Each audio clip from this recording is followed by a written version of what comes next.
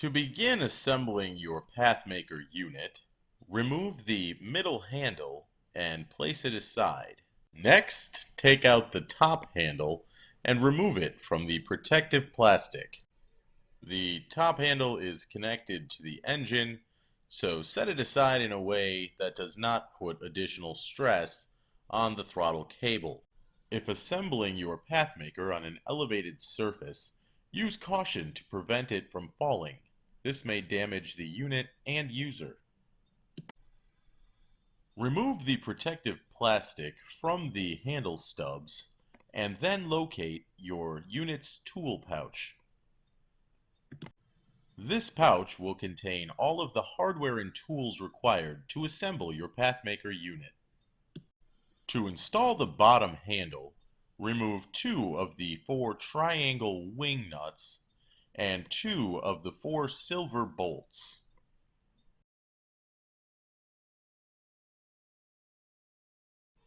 Pick up your lower handle and bring it to the handle stubs, ensuring that the manual is facing forwards.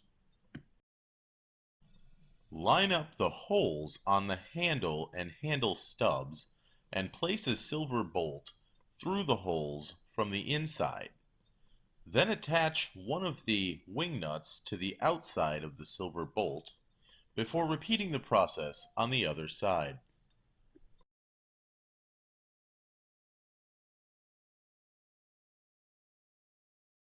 Once both nuts are on, hand tighten with moderate force to keep your handle firmly in place. Next, flip your unit upright to continue the assembly process. If using an elevated surface, ensure you chock the wheels to prevent any movement of your unit. Remove the remaining silver bolts and wing nuts and repeat this process with the upper handle. In the event that your throttle cable is not correctly positioned, simply take the upper handle and slide it through the lower handle assembly to correct the position of your throttle cable.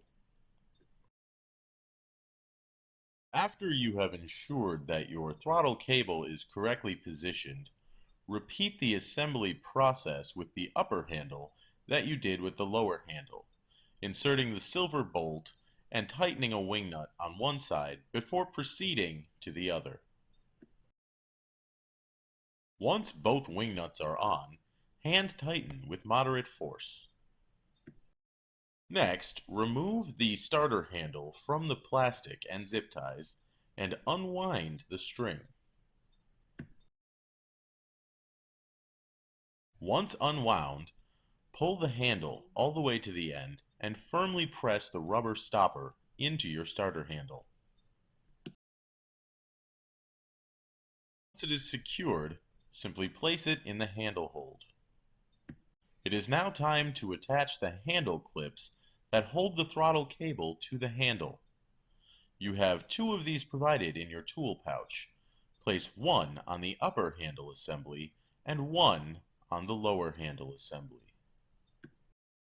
Once the clips are installed, we will move on to installing the bar.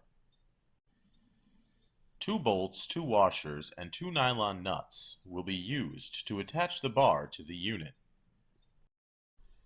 We begin by picking up the bar and removing it from the protective wrapping. Once your bar is removed, place it in front of the engine.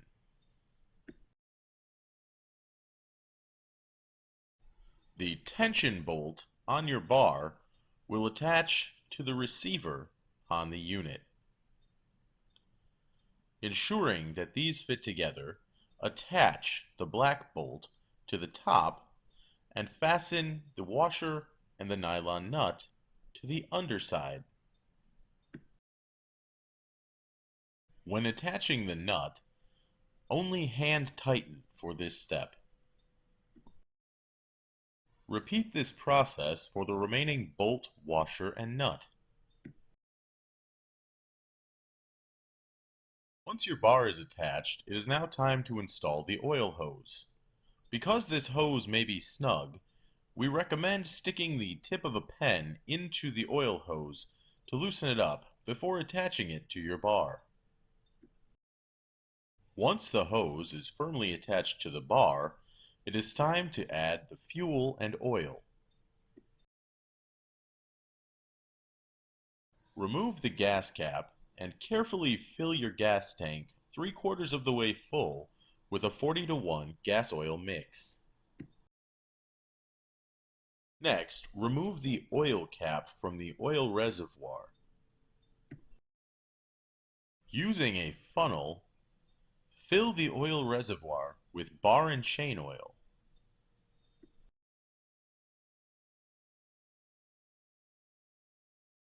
Once the reservoir is full, replace the oil cap. To start your unit, ensure the kill switch is in the on position. This is the I on the handle. Proceed to choke the engine by moving the choke switch forward and prime the bulb 5 times or until it has filled with fuel. After you have primed and choked it, pull the handle until the engine starts. Once your unit is running, it is time to prime the oil system. This can be done by applying medium pressure to the throttle while there is no chain on the bar. Continue to hold this throttle until the oil fills the tube and reaches the bar. Your chain will spin clockwise, so ensure the teeth of the bar are facing accordingly. Remove the bolts from the bar and separate the bar from the unit. When you place the chain on the bar, start on the front, going over both nose cones before placing it over the back of the bar. Once the chain is on, line up the teeth with the chain sprocket on the underside of your unit. After ensuring that the teeth are inside the sprocket, position it forward and insert the tightening screw into the receiver. This will allow your bar to remain in place while you reattach the bolts. Using the included 19mm wrenches, tighten your bar so that it does not wiggle but still freely slides so you can tension it. Tipping your unit upright, simply twist the tension bolt until proper tension is reached. When checking tension, never check on the front of the bar. Always use this side. When proper tension is achieved, the chain should come almost all the way out of the bar when it is pulled on. Once proper tension has been reached, utilize the 19mm wrenches to finish tightening your bar bolts. Use extreme caution to avoid the cutting chain as you tighten your bolts. The exact specifications for tensioning are included in your owner's manual. When you have finished tightening the bolts, ensure that your bar is firmly in place. You are now ready to start your unit. Following the previous instructions, start your unit back up and engage the throttle to run the chain. If your chain is at proper tension, it will stop moving as soon as you let go of your throttle. Using an old piece of cardboard, run your chain up near but not touching to ensure that oil is properly being distributed to the chain. You have now completed the assembly and initial setup of your unit.